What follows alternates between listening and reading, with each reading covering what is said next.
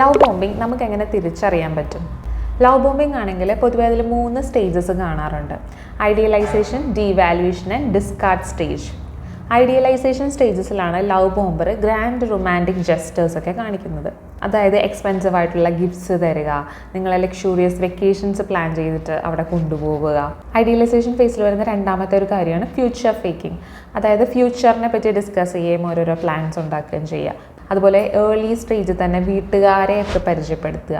അപ്പം നമ്മളെ ഫാമിലി മെമ്പേഴ്സിൻ്റെ അടുത്ത് ഒരു ഏർലി സ്റ്റേജിൽ തന്നെ ഇൻട്രൊഡ്യൂസ് ചെയ്യുമ്പോൾ നമുക്കൊരു സേഫ് ആൻഡ് സെക്യൂർ ഫീലിംഗ് ആ റിലേഷൻഷിപ്പിൽ ഉണ്ടാവും. നമ്മൾ പെട്ടെന്ന് തന്നെ അവരുടെ മേൽ ഇമോഷണലി ഡിപ്പെൻഡൻ്റ് ആവുകയും ചെയ്യും. മൂന്നാമത്തെ ഒരു കാര്യം എക്സസീവ് എക്സ്പ്രഷൻ ഓഫ് ഫ്ലാറ്ററി ഒരു എഫെക്ഷൻ ആണ്.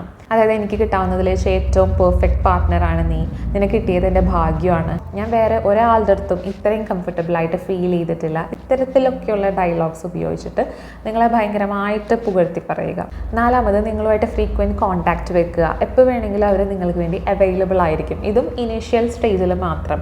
ഈ ഫ്രീക്വൻറ്റ് കോൺടാക്റ്റ് വെക്കുന്നതുകൊണ്ട് തന്നെ സംഭവിക്കുന്നൊരു കാര്യം, നമ്മളുടെ മറ്റു കോൺടാക്ട്സ് എല്ലാം പയ്യെ പയ്യെ കുറഞ്ഞില്ലാണ്ടാവുകയും ഇവർ മാത്രമായിരിക്കും നമുക്ക് ഡിപ്പെൻഡ് ചെയ്യാൻ പറ്റുന്ന, കോൺടാക്ട് ചെയ്യാൻ പറ്റുന്ന ഏക വ്യക്തി. പിന്നീട് നമുക്ക് ഈ റിലേഷൻഷിപ്പ് ബ്രേക്ക് ചെയ്യണം എന്നുള്ളൊരു സ്റ്റേജ് വരികയോ അല്ലെങ്കിൽ അവർ നമ്മളെ അബാൻഡൻ ചെയ്ത് പോവുകയോ ചെയ്താലും നമുക്ക് ഡിപ്പെൻഡ് ചെയ്യാൻ വേറെ ഒരാളും ഇല്ലാത്തൊരവസ്ഥ വരും.